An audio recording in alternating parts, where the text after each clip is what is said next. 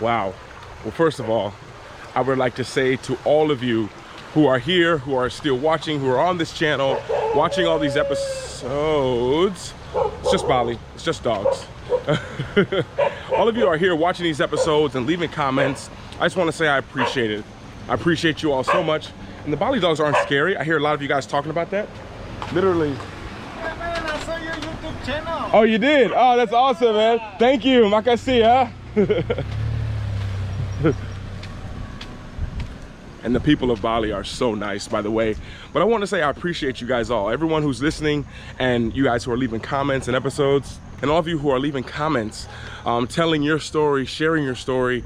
I just want to say that I appreciate it so much. It really means a lot to me, especially sharing these, because these are all vulnerable stories. A lot of these, I haven't really told anyone too much, I don't think. And at the same time, it's something that's really new to me. This is a whole new thing, kind of making episodes. And if you started my channel at the very beginning, you realize that this is how my channel actually started, with videos like this. But now you guys have the context of, I don't know, hundreds of videos of seeing what I do. And now, hopefully now I can show you the energetics of how I do it. But wow, the Bali dogs are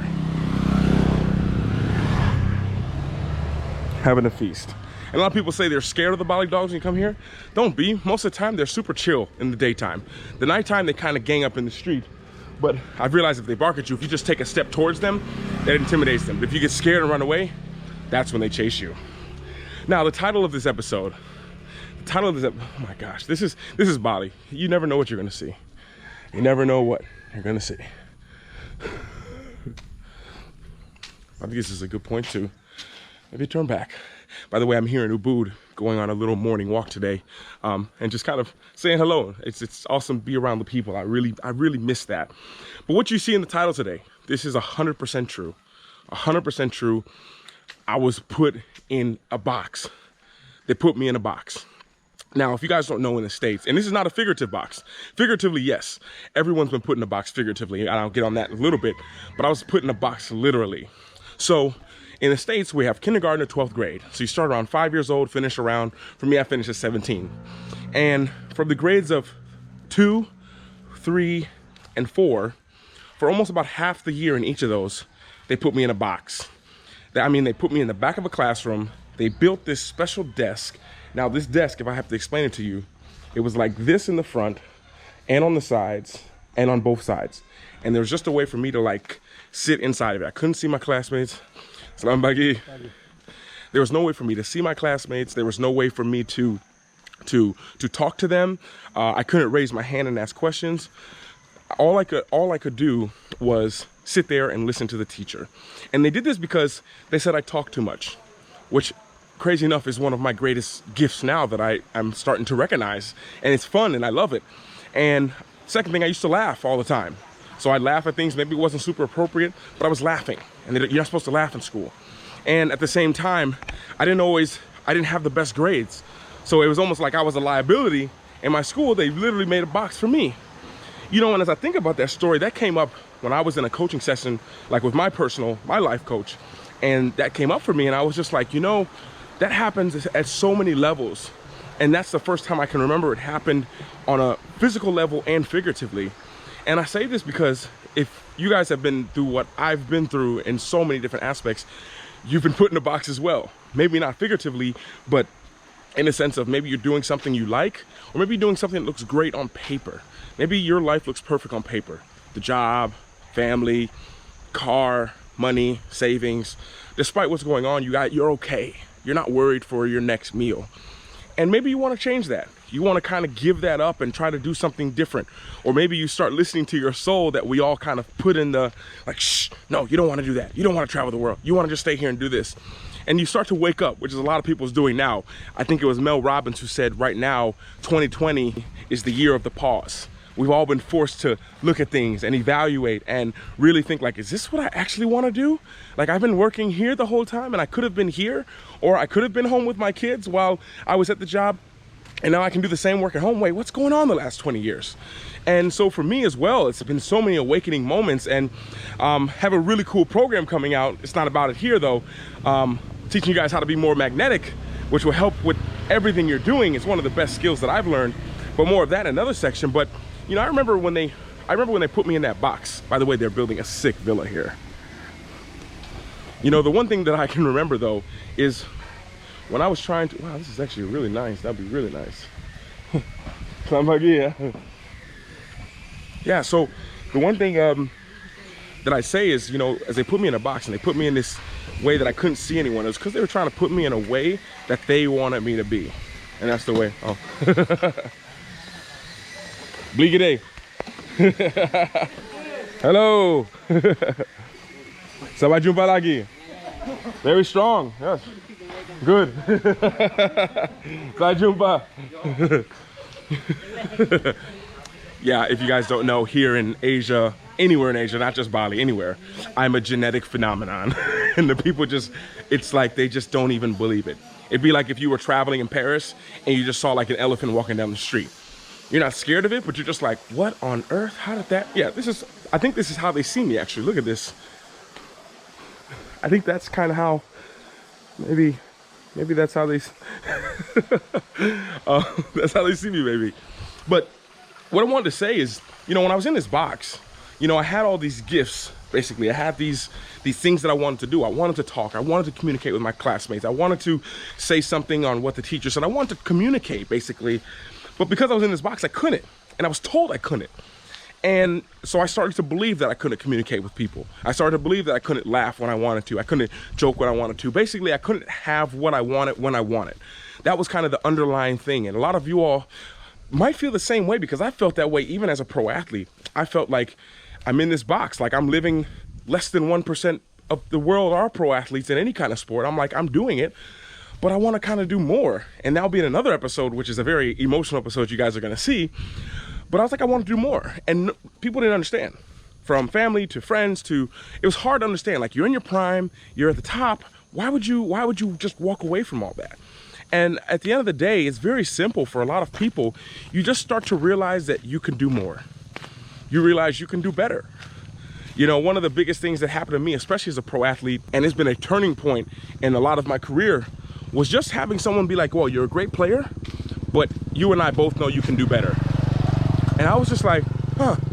And it's kind of just like that. So I say that because I had to realize that I wanted to come out of that box.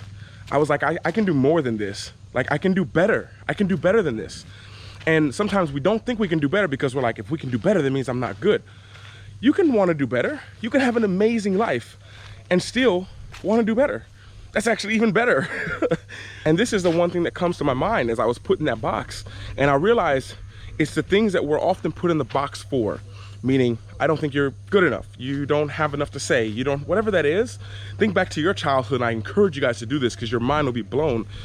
Look at the things you were told not to do, but you had a desire to do it. Like, I had a desire to talk to all of my classmates. This was a true desire that I had, and I could do it all the time, and it was easy.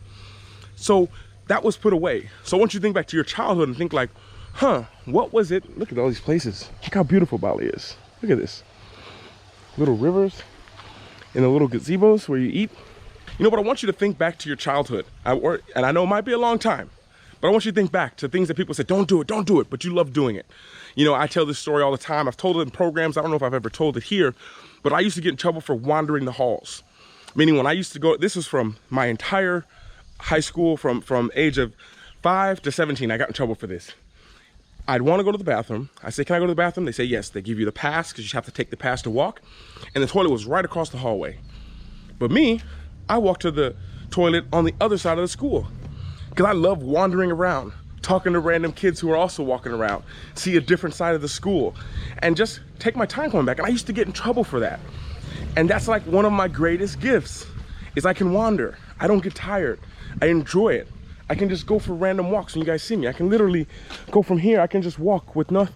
Well, now it's too hot with the sun, but I feel nothing walking here. It's like fun. It's enjoyable for me to just come to a place like this where it's just like, yeah. But growing up, I was told not to do that. And I want to think, you guys should think back. What are things you're told not to do? Whether it's talking to other people, whether it's exploring, whatever it is, to really think about that. And sometimes you realize that that is your greatest gift. That was your greatest gift. Whether you're told not to talk, whether you're told not to go out and do this, that was your greatest gift.